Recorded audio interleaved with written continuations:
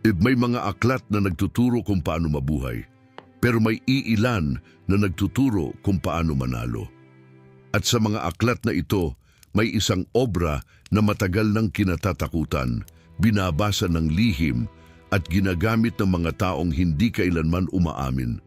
Ito ay hindi para sa mahihina, hindi ito para sa mga naghahanap ng katarungan, ito ay para sa mga handang makita ang mundo kung ano talaga ito. Isang laro ng kapangyarihan, ilusyon at kontrol. At kapag naunawaan mo ang mga batas na ito, hindi ka na muling titingin sa mga tao sa parehong paraan. Unang batas, mas mabuting katakutan kaysa mahalin. Kung hindi kayang pareho sa mundo ng kapangyarihan, ang pag-asa sa pagmamahal ng tao ay isang mapanganib na pustahan. Ang pagmamahal ay pabago-bago. Ito ay nakadepende sa emosyon, sa sitwasyon at sa interes. Ngayon mahal ka nila, bukas hindi na. Ngunit ang takot kapag naitatag ng tama ay may mas matibay na pundasyon. Ito ay hindi basta nawawala. Ito ay nananatili kahit wala ka.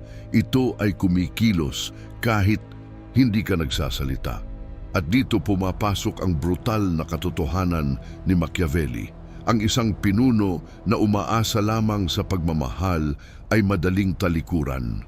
Ngunit ang isang pinuno na nauunawaan kung paano gamitin ang takot ng may kontrol ay bihirang hamunin. Hindi ito nangangahulugan ng pagiging malupit ng walang dahilan. Ang tunay na punto ay kontroladong takot, isang presensya na nagpaparamdam ng limitasyon, isang aura na nagsasabing may hangganan ang maaring gawin laban sa iyo. Isipin ang mga sitwasyon sa modernong buhay, sa trabaho, sa negosyo, o kahit sa social circles. Ang taong masyadong mabait ay kadalasang inaabuso, hindi siya sineseryoso. Ngunit ang taong may malinaw na boundaries, na may kakayahang magpakita ng lakas kapag kinakailangan, ay ginagalang. Ito ang tunay na aplikasyon, hindi maging malupit, kundi maging hindi madaling abusuhin. Ang takot ay hindi dapat manggaling sa galit. Ito ay dapat manggaling sa kontrol, sa katahimikan, sa kakayahang magpakita ng lakas nang hindi kailangang sumigaw. At kapag ito ay nagawa mo, may mangyayari na hindi agad napapansin. Ang mga tao ay magsisimulang mag-adjust sa iyo, hindi dahil mahal ka nila, kundi dahil alam nilang hindi ka nila kayang baliin. Ito ang unang hakbang sa laro ng kapangyarihan, at kapag ito ay naunawaan, ang susunod na batas ay mas magiging malinaw. Dahil sa mundo na ito, ang perception ay mas mahalaga kaysa sa katotohanan. May mga aklat na nagtuturo kung paano mabuhay, ngunit may iilan na hindi para sa kaligtasan kundi para sa dominasyon. Isang aklat na hindi kailanman isinulat para sa publiko, kundi para sa mga taong handang harapin ang katotohanan ng kapangyarihan. Sa loob nito, walang ilusyon ng kabutihan, walang pangako ng hustisya. Tanging isang malamig at malinaw na prinsipyo, ang mundo ay hindi patas at ang taong marunong maglaro nito ang siyang mananalo. Ito ang dahilan kung bakit ang mga ideya ni Machiavelli ay nananatiling buhay. Hindi dahil ito ay moral, kundi dahil ito ay totoo. At kapag naunawaan mo ang unang batas, magsisimula mong makita kung gaano kalalim ang larong ito. Unang batas, mas mabuting katakutan kaysa mahalin kung hindi kayang pareho sa simula. Maraming naniniwala na ang pagmamahal ang pinakamalakas na paraan upang makuha ang respeto ng tao. Na kung ikaw ay mabait, kung ikaw ay nagbibigay, kung ikaw ay palaging nariyan, ikaw ay igagalang. Ngunit sa realidad, ang pagmamahal ay isang emosyon na madaling magbago. Ito ay nakadepende sa pakinabang. Kapag ikaw ay kapaki-pakinabang, ikaw ay mahalaga. Ngunit sa sandaling mawala ang pakinabang na iyon, unti-unti ring nawawala ang pagmamahal. Ito ang nakita ni Machiavelli at dito nagsisimula ang kanyang babala. Ang taong umaasa sa pagmamahal ay umaasa sa isang bagay na wala siyang kontrol. Ngunit ang takot ay iba. Ang takot ay hindi nangangailangan ng emosyonal na koneksyon. Hindi ito nakadepende sa kabaitan. Ito ay nakabase sa perception ng lakas. At kapag ang perception na iyon ay naitatag, hindi ito madaling mawala. Isipin ng isang leader na mahal ng lahat ngunit walang kakayahang magparusa. Sa simula, siya ay tinatanggap. Ngunit habang tumatagal, ang kanyang kabaitan ay nagiging kahinaan. Ang mga tao ay nagsisimulang sumuway. Ang respeto ay unti-unting nawawala. Ngayon, isipin ng isang leader na hindi kailangang sumigaw, ngunit may malinaw na presensya ng kapangyarihan. Hindi siya abusado, ngunit alam ng lahat na may hangganan ang pwedeng gawin laban sa kanya. Ang ganitong uri ng presensya ay lumilikha ng kontrol. Ito ang pagkakaiba. Ang pagmamahal ay nagbibigay ng koneksyon, ngunit ang takot ay nagbibigay ng limitasyon. At sa mundo ng kapangyarihan, ang limitasyon ang nagtatakda kung paano ka tratuhin. Ngunit mahalagang maunawaan ang isang bagay. Hindi lahat ng takot ay kapangyarihan. Ang takot na nagmumula sa galit, sa kawalan ng kontrol, o sa pagiging pabigla-bigla ay nagdudulot ng chaos. Ito ay naglalayo ng tao. Ngunit ang takot na nagmumula sa kontrol, sa katahimikan at sa malinaw na hangganan ay nagdudulot ng respeto. Ito ang uri ng takot na tinutukoy ni Machiavelli. Hindi pananakot, kundi presensya. Isipin ang mga taong tunay na may kapangyarihan. Kadalasan, hindi sila maingay. Hindi sila kailangang magpakita ng lakas sa bawat sandali. Ngunit kapag kinakailangan, kaya nilang magdesisyon ng walang pag-aalinlangan. At iyon ang nagpapabago sa dynamics. Dahil ang tao ay natural na naghahanap ng limitasyon. Gusto nilang malaman kung hanggang saan sila pwedeng umabot. At kapag nakita nila na walang limitasyon, aabusuhin nila ito. Ito ang dahilan kung bakit ang sobrang kabaitan ay nagiging problema. Hindi dahil mali ang pagiging mabait, kundi dahil walang kasamang hangganan. Sa modernong mundo, makikita ito sa maraming sitwasyon. Sa trabaho, ang taong palaging pumapayag ay kadalasang pinapasaan ng responsibilidad. Sa relasyon, ang taong palaging nagbibigay ay kadalasang hindi pinapahalagahan. Sa social circles, ang taong walang boundaries ay kadalasang hindi sineseryoso. Ito ang pattern at ito ang eksaktong tinutukoy ni Machiavelli. Kung gusto mong igalang, kailangan mong magtakda ng hangganan.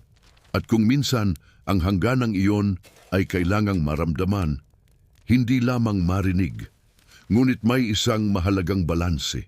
Sinabi rin ni Machiavelli na ang takot ay hindi dapat magdulot ng galit. Dahil kapag ang takot ay naging puot, nagiging mapanganib ito. Ang layunin ay hindi lumikha ng kaaway, kundi lumikha ng kontrol. Ito ang manipis na linya. Ang taong marunong maglakad sa linya na ito ang siyang may tunay na kapangyarihan. Hindi siya minamahal ng lahat, ngunit siya ay hindi rin basta-basta hinahamon. At sa puntong ito, may isang mahalagang pagbabago sa mindset ang kailangang mangyari. Hindi na ito tungkol sa pagiging gusto ng lahat. Ito ay tungkol sa pagiging hindi kayang abusuhin. Kapag naunawaan mo ito, magsisimula mong makita ang mundo sa ibang paraan.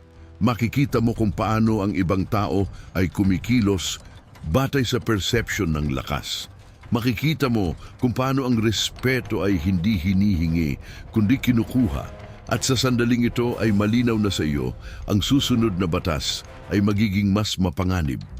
Dahil kung ang takot ay tungkol sa kung paano ka tinitingnan, ang susunod na prinsipyo ay tungkol sa kung paano mo kontrolin ang iniisip ng iba. At doon, nagsisimula ang mas malalim na laro ng kapangyarihan.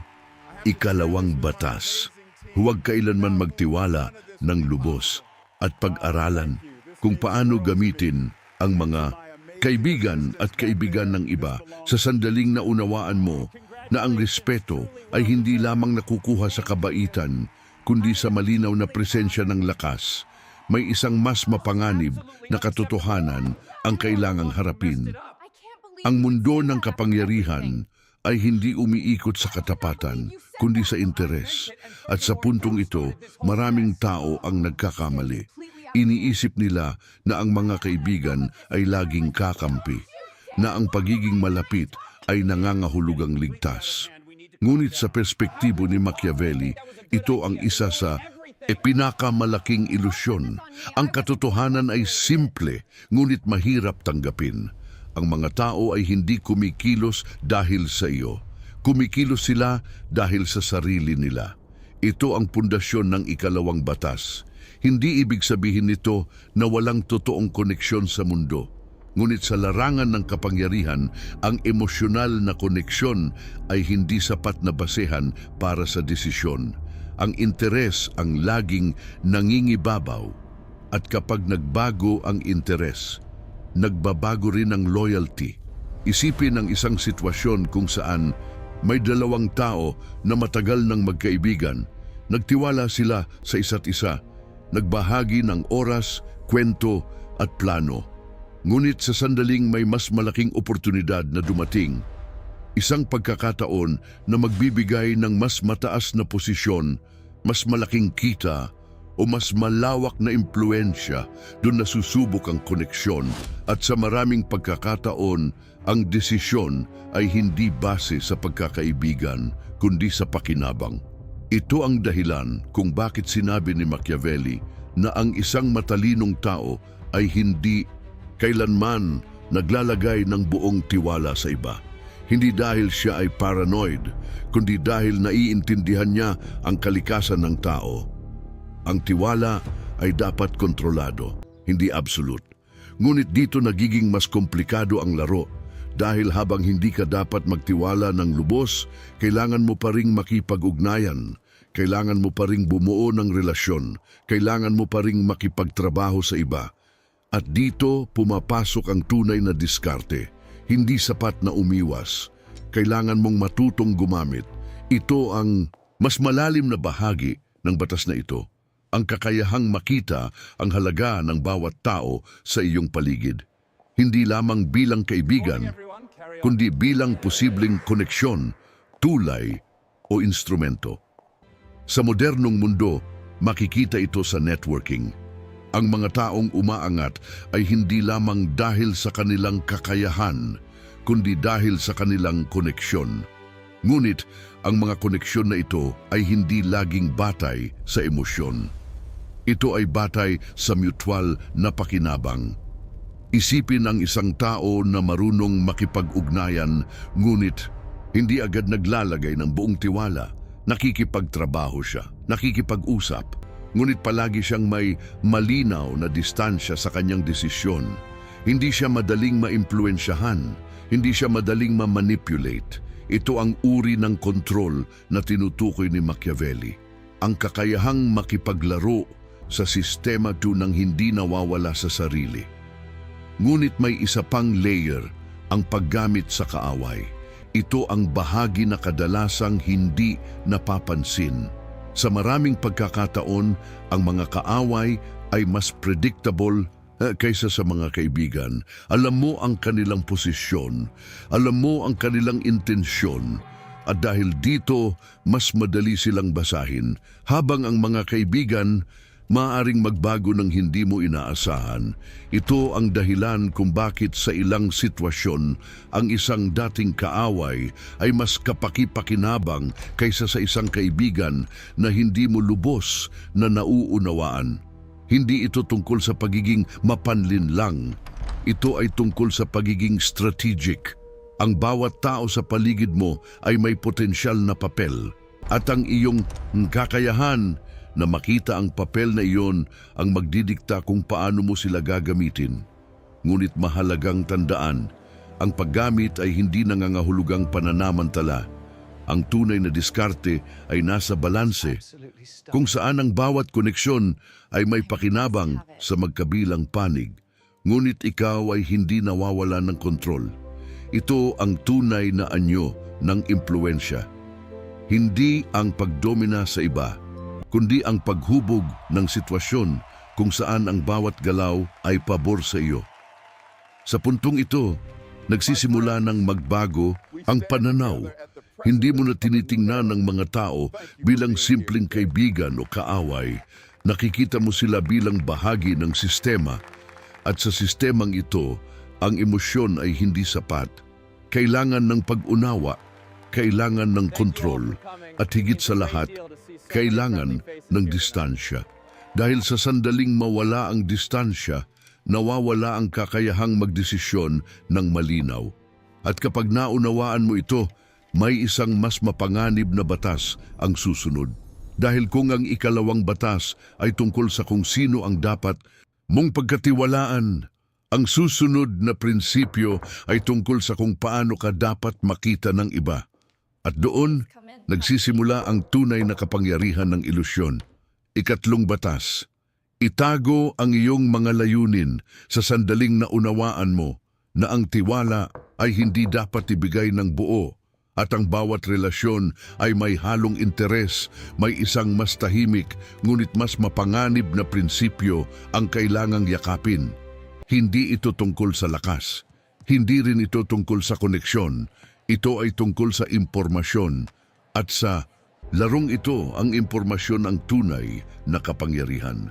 Ngunit hindi lamang ito tungkol sa kung ano ang alam mo, kundi kung ano ang hindi alam ng iba. Ito ang ikatlong batas, ang pagtatago ng iyong tunay na layunin. Sa karaniwang pananaw, ang pagiging transparent ay itinuturing na kabutihan. Ang pagiging bukas ay tanda ng katapatan. Ngunit sa mundo ng kapangyarihan, ang sobrang pagiging bukas ay nagiging kahinaan. Dahil sa sandaling malaman ng iba ang iyong tunay na plano, nagkakaroon sila ng kakayahang pigilan ka. Isipin ang isang sitwasyon kung saan ang isang tao ay malinaw na ipinapakita ang kanyang mga hakbang. Alam ng lahat kung ano ang kanyang susunod na galaw. Alam nila kung ano ang kanyang target at dahil dito, nagiging madali siyang kontrahin. Ngayon, isipin ang kabaligtaran, isang tao na kumikilos ng tahimik, walang malinaw na pattern, walang madaling basahin na intensyon.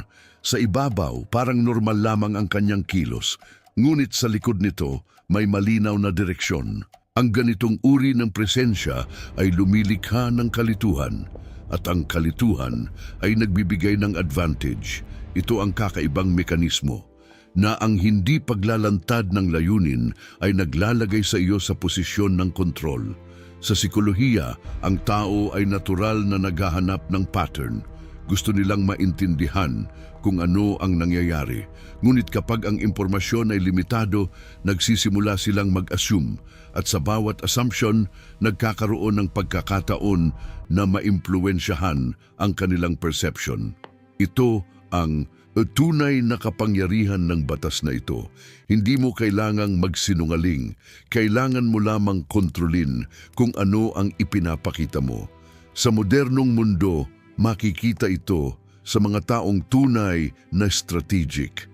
Hindi nila agad sinasabi ang kanilang plano. Hindi sila nagmamadali na ipakita ang kanilang ambisyon. Sa halip, kumikilos sila ng tahimik hanggang sa dumating ang tamang sandali. At kapag dumating ang sandaling iyon, huli na para pigilan sila. Ngunit mahalagang tandaan, ang pagtatago ng layunin ay hindi nangangahulugang kawalan ng direksyon.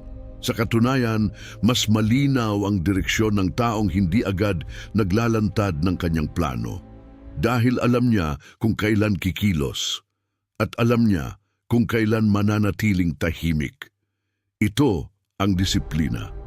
Ang kakayahang hindi magpaliwanag, ang kakayahang hindi mag-justify, at ang kakayahang hayaang ang resulta ang magsalita. Ngunit may isang mas malalim na layer, ang paggamit ng distraction. Kung hindi mo ipapakita ang tunay mong layunin, kailangan mong Magbigay ng ibang bagay na makikita ng iba, isang ilusyon, isang direksyon na hindi ang tunay mong target. Ito ang tinatawag na decoy. Sa halip na itago lamang ang iyong layunin, binibigyan mo ang iba ng maling direksyon. Isang bagay na kanilang susundan habang ikaw ay tahimik na kumikilos sa tunay mong plano. Ito ang dahilan kung bakit ang ilang tao ay tila biglang nagtatagumpay. Hindi dahil sila ay swerte, kundi dahil hindi nakita ng iba ang kanilang galaw. At sa sandaling ito ay mangyari, nagbabago ang dynamics. Hindi ka na lamang nagre-react sa mundo. Ikaw na ang nagdidikta ng galaw.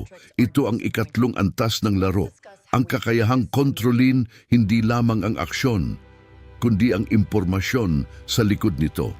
At sa sandaling ito ay malinaw na sa iyo, may isang mas matinding batas ang susunod.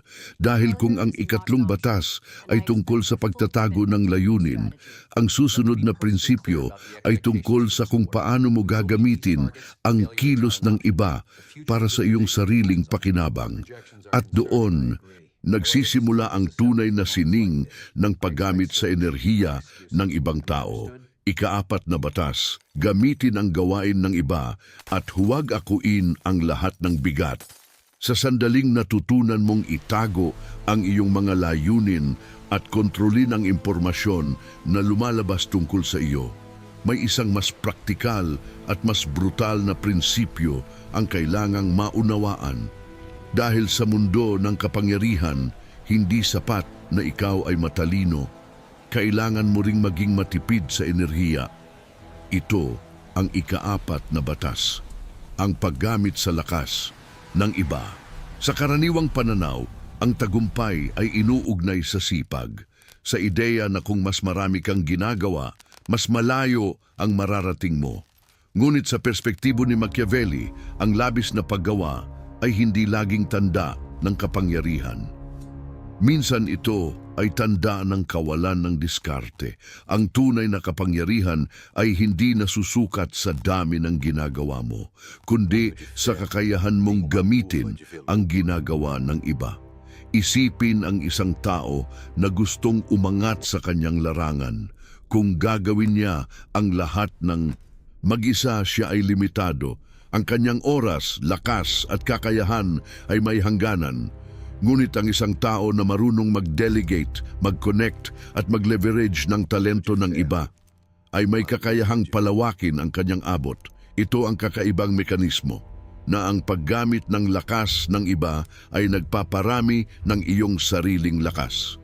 Sa modernong mundo, makikita ito sa mga leader, negosyante at strategist. Hindi sila ang gumagawa ng lahat, ngunit sila ang nagdidirekta kung saan pupunta ang enerhiya ng iba. At dito nagiging malinaw ang prinsipyo. Hindi mo kailangang gawin ang lahat. Kailangan mo lamang siguraduhin na ang lahat ay gumagalaw para sa iyo. Ngunit may isang sensitibong bahagi sa batas na ito, ang perception, dahil kung ang paggamit sa iba ay halata, maaari itong magdulot ng resistance. Ang mga tao ay hindi gustong maramdaman na sila ay ginagamit, kaya ang tunay na diskarte ay nasa paraan kung paano ito ginagawa. Ang pinakamabisang paraan ay hindi ang utos, kundi ang impluensya sa nahalip na pilitin ng tao na kumilos para sa iyo. Kailangan mong lumikha ng sitwasyon kung saan gusto nilang kumilos, kung saan ang kanilang interes ay nag-a-align sa iyong layunin. Ito ang tunay na anyo ng kontrol, hindi ang direktang command, kundi ang tahimik na paghubog ng desisyon ng iba. Isipin ang isang sitwasyon sa trabaho. May dalawang uri ng tao. Ang isa ay palaging overloaded, ginagawa ang lahat at pagod. Ang isa naman ay marunong mag-organize, magbigay ng direksyon at mag-connect ng tamang tao sa tamang gawain. Sa huli, sino ang mas umaangat? Hindi ang mas pagod, kundi ang mas strategic. Ito ang aral. Ang sipag ay mahalaga. Ngunit ang diskarte ang nagdadala sa iyo sa mas mataas na antas. Ngunit may isa pang layer, ang credit. Sa maraming pagkakataon, ang taong gumagawa ay hindi ang taong nakikita, at ang taong nakikita ay hindi laging siya ang gumawa. Ito ang realidad ng kapangyarihan. Hindi sapat na may nagawa ka, kailangan din itong makita sa tamang paraan. Ngunit dito, pumapasok ang mas malalim na pag-unawa. Hindi mo kailangang agawin ang credit ng direkta. Minsan, sapat na ang presensya mo sa tamang lugar, sa tamang oras, at sa tamang konteksto. At sa ganitong paraan, ang perception ay unti-unting nabubuo. Ang mga tao ay nagsisimulang iugnay ang resulta sa iyo, hindi dahil ikaw ang gumawa ng lahat, kundi dahil ikaw ang nag-orchestrate. Ito ang tunay na anyo ng impluensya, ang pagiging sentro ng galaw. Kahit hindi ikaw ang gumagalaw, ngunit mahalagang tandaan, ang paggamit sa iba ay hindi dapat maging abuso. Kung ang balanse ay nawala, mawawala rin ang sistema. Ang tunay na diskarte ay nasa mutual benefit, kung saan ang bawat tao ay nakakakuha ng pakinabang, ngunit ang direksyon ay kontrolado mo. Ito ang ika-4 na antas ng laro, ang kakayahang paramihin ang iyong lakas nang hindi nadaragdagan ang iyong pagod. At sa sandaling ito ay malinaw na sa iyo, may isang mas mapanganib na batas ang susunod, dahil kung ang ika-4 na batas ay tungkol sa paggamit sa lakas ng iba, ang susunod na prinsipyo ay tungkol sa kung paano ka dapat magsalita at kung paano ang katahimikan mismo ay nagiging sandata. At doon, nagsisimula ang kapangyarihan ng mga salitang hindi binibigkas. Ika-5 batas, magsalita ng kaunti upang lumitaw na mas makapangyarihan. Sa sandaling natutunan mong gamitin ang lakas ng iba at hindi akuin ang lahat ng bigat ng trabaho, may isang mas tahimik ngunit mas matinding sandata ang kailangang maunawaan. Hindi ito nakikita, hindi ito nahahawakan, ngunit kaya nitong baguhin ang persepsyon ng tao sa loob lamang ng ilang segundo. Ito ay ang paraan ng iyong pagsasalita at mas partikular, ang kakayahan mong hindi magsalita. Ito ang ika-5 batas, ang kapangyarihan ng limitadong salita. Sa karaniwang mundo, maraming naniniwala na ang taong maraming sinasabi ay mas may alam, na ang pagiging madaldal ay tanda ng kumpiyansa. Ngunit sa realidad ng kapangyarihan, ang sobrang pagsasalita ay kadalasang naglalantad ng kahinaan. Bakit?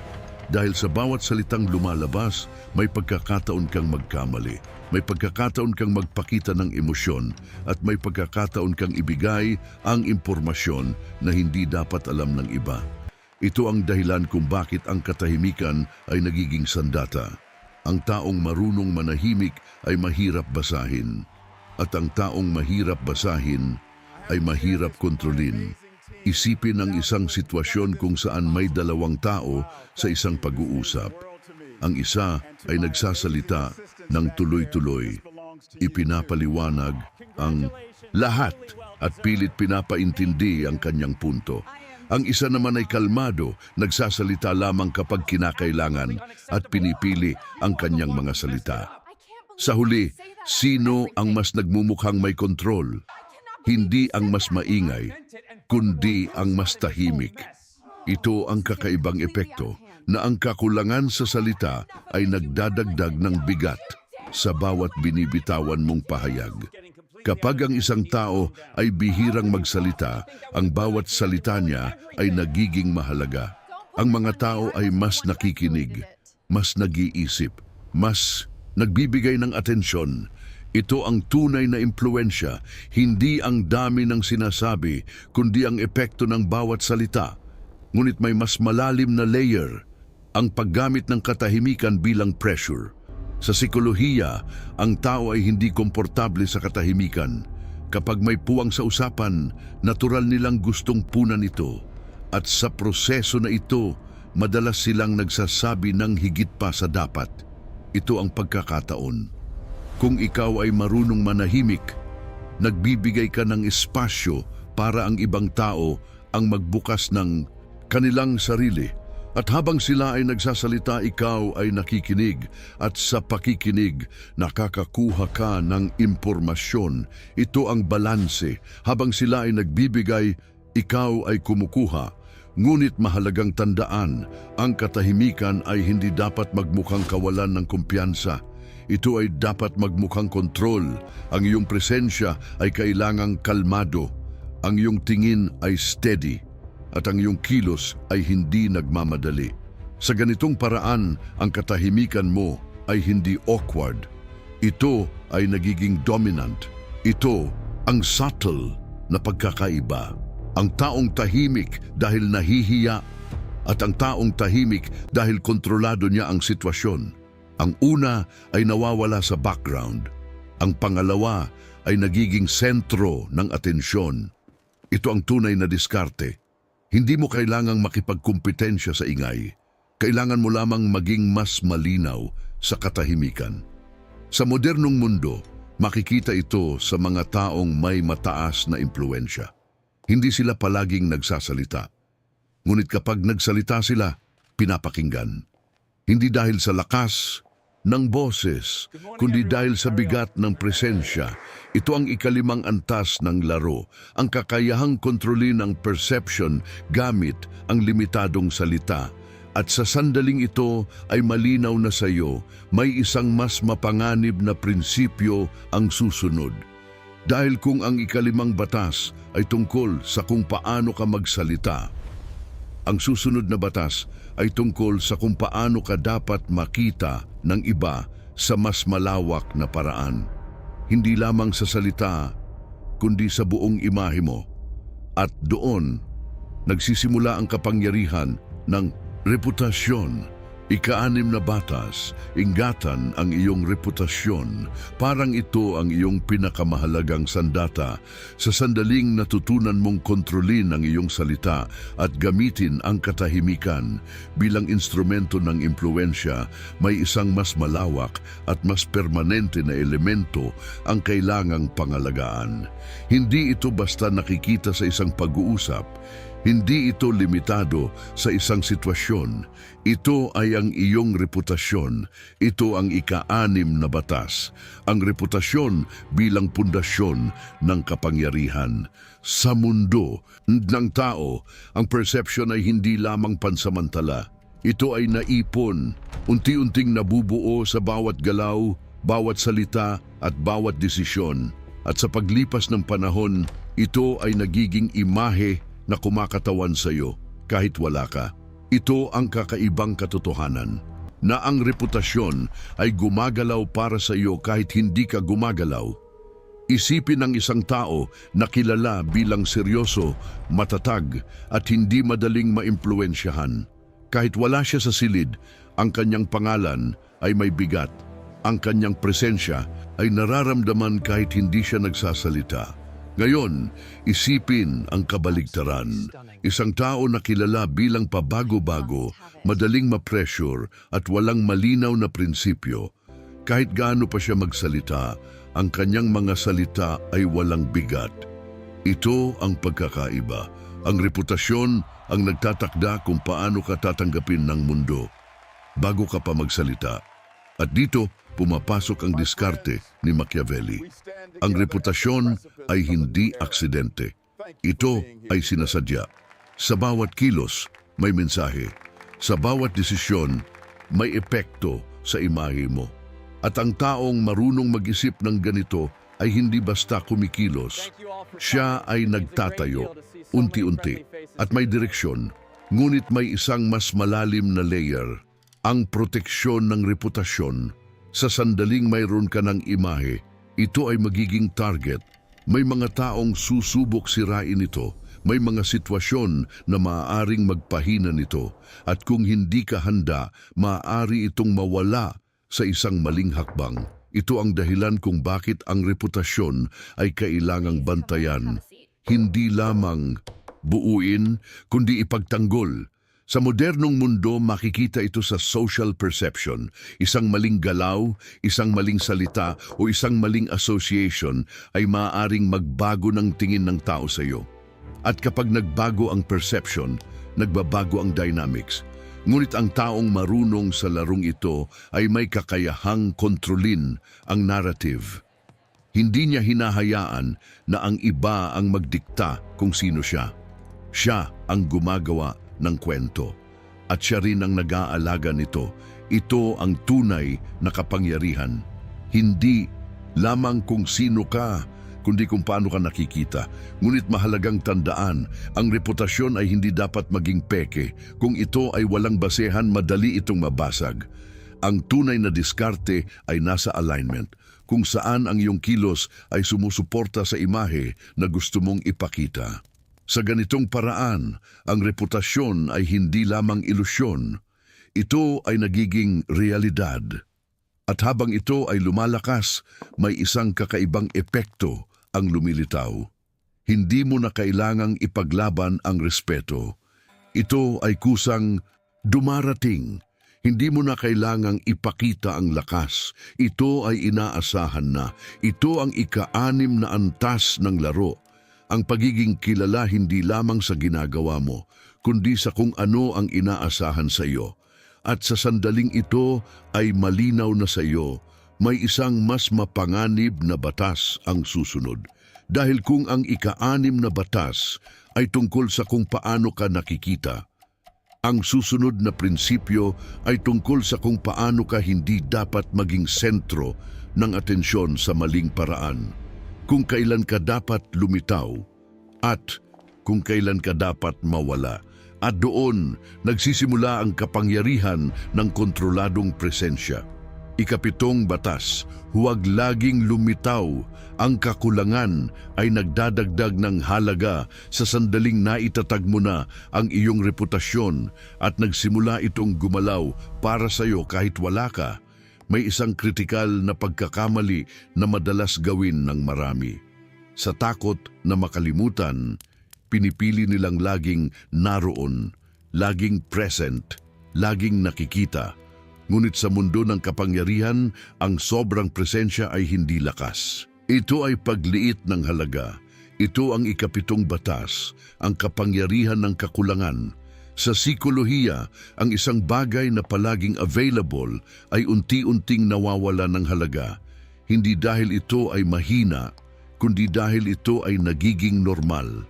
At ang normal ay hindi nagbibigay ng excitement, hindi ito nagbibigay ng anticipation, at higit sa lahat, hindi ito nagbibigay ng urgency. Isipin ng isang tao na palaging nandyan, laging sumasagot agad, laging available sa bawat pagkakataon. Sa simula, ito ay maaaring makita bilang positibo. Ngunit habang tumatagal, ito ay nagiging inaasahan. At kapag ang isang bagay ay inaasahan, ito ay hindi na pinapahalagahan. Ngayon, isipin ang kabaligtaran. Isang tao na hindi laging naroon, hindi laging available. Ngunit sa tuwing siya ay lumilitaw, may epekto, may presensya, may bigat. Ito ang kakaibang mekanismo na ang kakulangan ay nagpapataas ng halaga. Ito ang dahilan kung bakit ang mga bagay na mahirap makuha ay mas pinapahalagahan. Hindi dahil sila ay mas maganda, kundi dahil sila ay hindi palaging naroon. Sa mundo ng impluensya, ganito rin ang prinsipyo. Ang iyong presensya ay kailangang kontrolado. Hindi sobra, hindi kulang, ngunit sapat upang lumikha ng anticipation. Ito ang tunay na diskarte. Ang pagiging selective, hindi sa lahat ng pagkakataon ay kailangan mong magsalita, hindi sa lahat ng sitwasyon ay kailangan mong magpakita, at hindi sa lahat ng tao ay kailangan mong maging available. Sa ganitong paraan, ang bawat paglitaw mo ay may epekto. Ito ang pagkakaiba, ang taong palaging nandyan at ang taong hinihintay. Ngunit may isang mas malalim na layer, ang timing. Hindi sapat na ikaw ay mawala. Kailangan mong malaman kung kailan babalik. Kung ang pagkawala ay walang timing, maaaring mawala ang koneksyon. Ngunit kung ang pagbabalik ay nasa tamang sandali, ang epekto ay doble. Ito ang sikolohiya ng anticipation. Habang ikaw ay wala, ang isip ng tao ay nagsisimulang magtanong, nagsisimulang mag-isip. At sa bawat sandali ng ang paghihintay, lumalalim ang atensyon. At sa sandaling ikaw ay bumalik, ang emosyon ay tumataas. Ito ang cycle. Pagkawala, anticipation. Pagbabalik, emosyon. At habang ito ay inuulit ng may kontrol, ang koneksyon ay lalong lumalalim. Ngunit mahalagang tandaan, ang kakulangan ay hindi dapat magmukhang paglayo. Ito ay dapat magmukhang natural. Kung ito ay mukhang sinasadya, maaaring magkaroon ng resistance. Ngunit kung ito ay bahagi ng iyong lifestyle, ng iyong focus at ng iyong diskarte, ito ay tinatanggap. Ito ang subtle na pagkakaiba. Ang pagkawala bilang taktika at ang pagkawala bilang bahagi ng iyong identity. Ang una ay halata, ang pangalawa ay kapangyarihan. Sa modernong mundo, makikita ito sa mga taong may mataas na value. Hindi sila madaling ma-access, hindi dahil sa ayaw nila, kundi dahil pinipili nila kung saan nila ilalagay ang kanilang oras. At ang pagpiling ito ang nagtatakda ng kanilang halaga. Ito ang ikapitong antas ng laro. Ang kakayahang pataasin ang iyong halaga sa pamamagitan ng kontroladong presensya. At sa sandaling ito ay malinaw na sa iyo, may isang mas mapanganib na batas ang susunod. Dahil kung ang ikapitong batas ay tungkol sa kung kailan ka dapat lumitaw, ang susunod na prinsipyo ay tungkol sa kung paano ka dapat magmukhang hindi direktang gumagalaw kahit ikaw ang tunay na may kontrol. At doon, nagsisimula ang sining ng hindi halatang impluensya. Ikawalong batas, hayaang ang iba ang lumapit sa iyo at kontrolin ang direksyon ng galaw sa sandaling natutunan mong kontrolin ang iyong presensya at gamitin ang kakulangan upang pataasin ang iyong halaga. May isang mas mataas na antas ng impluensya ang kailangang maunawaan. Dahil sa puntong ito, hindi na sapat na ikaw ang kumikilos. Kailangan mong matutong hayaang ang iba ang kumilos para sa iyo. Ito ang ikawalong batas. Ang kapangyarihan ng paghila, hindi pagtulak. Sa karaniwang mundo, maraming tao ang sanay sa paghabol, sa paglapit, sa pagkuha ng atensyon. Ngunit sa perspektibo ni Machiavelli, ang paghabol ay kadalasang naglalagay sa iyo sa mas mababang posisyon. Bakit? Dahil ang taong humahabol ay nagmumukhang nangangailangan. At ang taong nangangailangan ay madaling kontrolin. Ngunit ang taong hinihintay, ang taong nilalapitan, ay may ibang aura. Ito ang kakaibang mekanismo na ang direksyon ng galaw ay nagtatakda kung sino ang may kontrol. Kung ikaw ang lumalapit, ikaw ang nag-a-adjust. Kung sila ang lumalapit, sila ang nag-a-adjust. Ito ang simpleng prinsipyo. Ngunit, ang aplikasyon nito ay mas malalim. Hindi ito tungkol sa pagiging malamig o hindi approachable. Ito ay tungkol sa paglikha ng sitwasyon kung saan natural na lalapit ang iba. Ito ang tunay na diskarte, ang paglikha ng gravity. Isipin ang isang tao na may malinaw na value, may direksyon, may control sa kanyang oras at energy. Hindi siya basta-basta lumalapit sa kahit sino. Ngunit sa tuwing siya ay naroon, may presensya, may kalidad ang kanyang interaction. Ang ganitong uri ng tao ay hindi kailangang maghanap ng koneksyon. Ang koneksyon ang lumalapit sa kanya. Ito ang epekto ng value.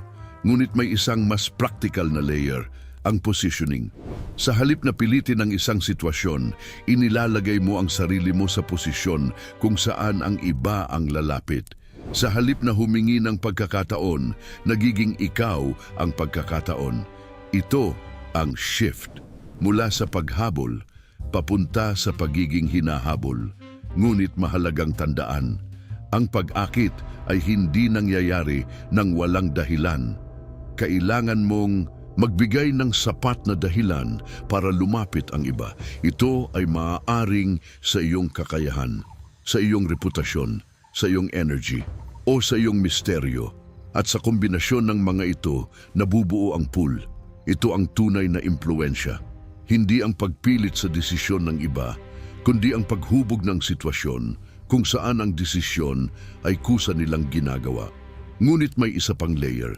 Ang kontrol sa sandaling sila ay lumapit. Dahil ang paglapit ay simula pa lamang. Ang tunay na laro ay kung paano mo gagamitin ang sandaling iyon. Kung ikaw ay hindi handa, mawawala ang momentum. Ngunit kung ikaw ay may direksyon, may kontrol at may malinaw na intensyon, doon mo magagamit ang pagkakataon. Ito ang dahilan kung bakit ang batas na ito ay hindi lamang tungkol sa paghihintay. Ito ay tungkol sa pagiging handa. Handa sa sandaling ang iba ay magpakita ng interes. Handa sa sandaling ang sitwasyon ay pabor sa iyo. At handa sa sandaling ikaw ang may kontrol. Sa modernong mundo, makikita ito sa mga taong hindi naghahabol ng validation. Hindi sila nagmamadali na makuha ang atensyon ng lahat. Ngunit sa tuwing sila ay lumalabas, ang atensyon ay kusang lumalapit. Ito ang epekto ng tamang positioning. At ito ang ikawalong antas ng laro. Ang kakayahang maging sentro ng galaw nang hindi ikaw ang unang kumikilos. At sa sandaling ito ay malinaw na sa iyo may isang mas mapanganib na batas ang susunod. Dahil kung ang ikawalong batas ay tungkol sa kung paano sila lalapit sa iyo, ang susunod na prinsipyo ay tungkol sa kung paano mo sila hahayaang mag-invest hanggang sa hindi na sila basta makaalis. At doon, nagsisimula ang kapangyarihan ng emosyonal na commitment. Ikasiyam na batas. Hayaang sila ang mag-invest upang lalong lumalim ang koneksyon. Sa sandaling natutunan mong hindi na ikaw ang humahabol at sa halip ay ikaw ang nilalapitan, may isang mas malalim na antas ng impluensya ang kailangang maunawaan. Dahil ang paglapit ng iba ay simula pa lamang. Ang tunay na laro ay kung paano sila mananatili. At higit pa roon, kung paano sila lalong lalalim. Ito ang ikasiyam na batas, ang kapangyarihan ng investment. Sa psikolohiya, may isang prinsipyo na madalas hindi napapansin. Ang tao ay mas nagiging attached sa mga bagay na pinaghirapan nila. Hindi sa mga bagay na basta ibinigay sa kanila, kundi sa mga bagay na kanilang pinaglaanan ng oras, emosyon at effort. Ito ang kakaibang mekanismo na ang halaga ng isang bagay ay tumataas batay sa kung gaano kalaki ang naibigay ng tao para dito. Isipin ng isang sitwasyon kung saan ang lahat ay ibinibigay agad, oras, atensyon, effort, walang limitasyon. Sa simula, ito ay maaaring magmukhang positibo, ngunit habang tumatagal, nawawala ang sense ng value. Bakit? Dahil walang investment mula sa kabilang panig. Ngayon, isipin ang kabaligtaran, isang koneksyon kung saan ang bawat hakbang ay may konting effort. Kailangan nilang mag-isip, kailangan nilang magpakita ng interes, kailangan nilang magbigay ng oras at emosyon. Sa bawat maliit na investment, lumalalim ang attachment. Ito ang prinsipyo. Ang investment ay nagbubuo ng commitment. Ngunit mahalagang tandaan, hindi ito dapat pilitin. Ang tunay na diskarte ay nasa paglikha ng sitwasyon kung saan natural na mag-i-invest ang iba. Hindi sa pamamagitan ng utos, kundi sa pamamagitan ng emosyon. Isipin ng isang tao na nakakaramdam ng curiosity, excitement at anticipation. Dahil sa mga emosyon na ito, kusa siyang magbibigay ng oras. Kusa siyang mag-iisip, kusa siyang kikilos, at sa bawat kilos, nadadagdagan ang kanyang investment. Ito ang dahilan kung bakit ang misteryo, ang variation at ang kakulangan ay mahalaga. Dahil ang mga elementong ito ang nagtutulak sa tao na mag-invest. Kung lahat ay malinaw, walang dahilan para maghanap. Kung lahat ay available, walang dahilan para magsumikap. Ngunit kapag may konting distansya, may konting hindi alam, at may konting anticipation, ang isip ay nagsisimulang gumalaw. Ito ang tunay na impluensya, hindi ang pagbibigay ng lahat, kundi ang paglikha ng dahilan para ang iba ang magbigay. Ngunit may isang mas malalim na layer, ang consistency ng investment. Hindi sapat na sila ay mag-invest minsan. Kailangan itong maging pattern. Sa bawat interaction, may maliit na pagkakataon para sila ay magbigay ng effort. At habang ito ay nauulit, ang attachment ay nagiging mas matibay. Ito ang dahilan kung bakit ang mga koneksyon na may effort mula sa magkabilang panig ay mas tumatagal. Dahil ang bawat isa ay may stake sa relasyon. At kapag may stake, may dahilan para manatili. Ngunit mahalagang tandaan ang balanse. Kung sobra ang hinihingi, maaaring mapagod ang tao. Kung kulang naman, maaaring hindi sila mag-invest. Kaya ang susi ay tamang ritmo, sapat upang lumikha ng effort, ngunit hindi sobra upang magdulot ng pressure. Ito ang subtle na diskarte, ang paghubog ng engagement nang hindi ito halata. Sa modernong mundo, makikita ito sa mga taong may malalim na impluensya. Hindi nila pinipilit ang iba na manatili, ngunit ang kanilang presensya ay lumilikha ng dahilan para ang iba ang mag-effort. At habang ang effort na ito ay patuloy, ang koneksyon ay lalong lumalalim. Ito ang ikasyam na antas ng laro, ang kakayahang gawing bahagi ng kanilang sariling investment ang iyong presensya. At sa sandaling ito ay malinaw na sa iyo may isang huling batas ang naghihintay. Dahil kung ang ikasiyam na batas ay tungkol sa kung paano sila mag-invest, ang susunod na prinsipyo ay tungkol sa kung paano ang koneksyon ay nagiging mahirap pakawalan. At doon, nagsisimula ang pinakamatinding anyo ng impluensya, ika-10 batas. Gawing mahirap pakawalan ang iyong presensya. Sa sandaling ang tao ay nag-invest na ng oras, emosyon at effort sa iyo, may isang huling yugto na nagsasara ng buong sistema. Isang yugto kung saan ang koneksyon ay hindi na lamang nararamdaman, kundi nagiging bahagi ng kanilang sarili. Ito ang ika-10 batas, ang paglikha ng koneksyong hindi madaling bitawan. Sa puntong ito, ang laro ay hindi na tungkol sa pagkuha ng atensyon. Hindi na rin ito tungkol sa pagbuo ng interest. Ang lahat ng iyon ay nagawa na. Ang tunay na tanong ngayon ay ito: paano mo gagawing mahirap para sa kanila ang lumayo? Sa psikolohiya, ang tao ay hindi lamang naa-attach sa mga bagay na gusto nila.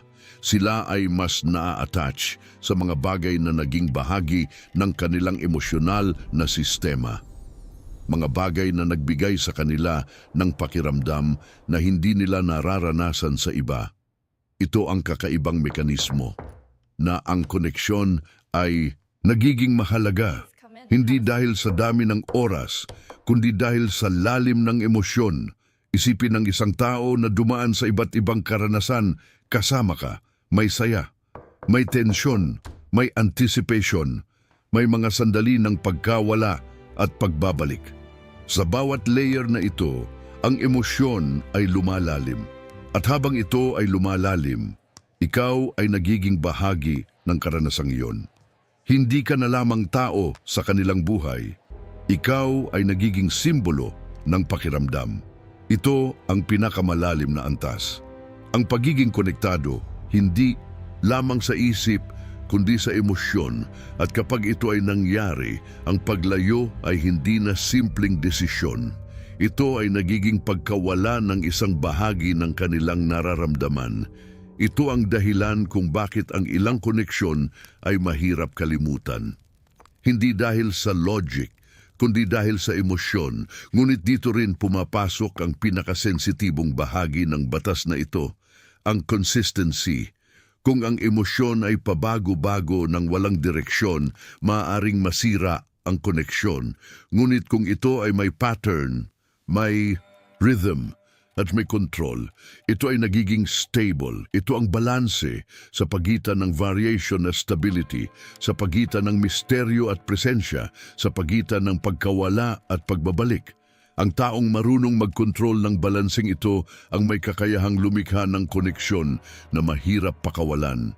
Ngunit mahalagang tandaan, ang layunin ay hindi maging sentro ng kanilang buhay, kundi maging bahagi ng kanilang karanasan na hindi madaling palitan.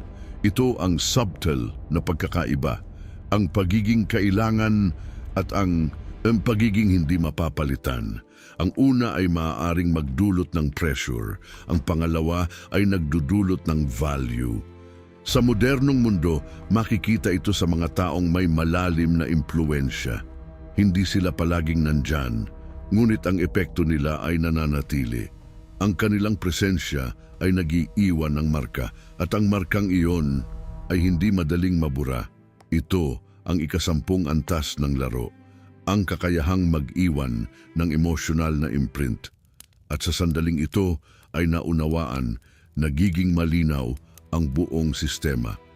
Mula sa paglikha ng perception, sa kontrol ng impormasyon, sa paggamit ng lakas ng iba, sa kapangyarihan ng katahimikan, sa pagbuo ng reputasyon, sa kontroladong presensya, sa pag-akit ng galaw ng iba, sa paghubog ng investment, hanggang sa paglikha ng koneksyong hindi madaling pakawalan.